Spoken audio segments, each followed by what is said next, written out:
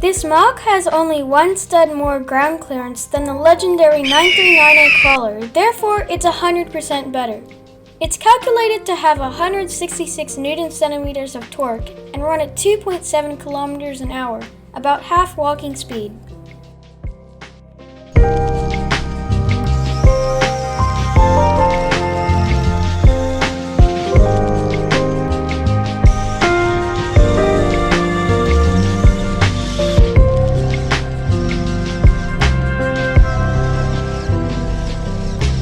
Even though it has 166 Newton-centimeters of torque, the chain of gears in the back controlling the differential lock renders the back axle of the crawler useless because it's not strengthened enough. This is where the awful cracking noise comes from.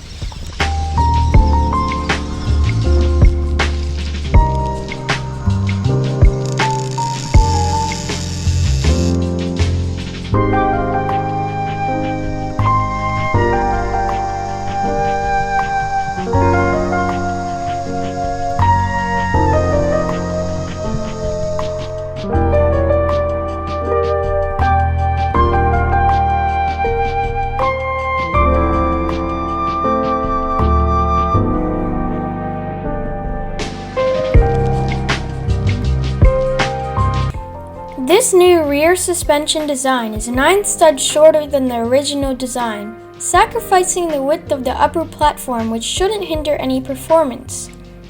As you can see in these images, mounting the links on the sides increases the articulation angle by 20% and vertical travel by 67%. That results in 60 degrees of articulation in a 7x11 structure.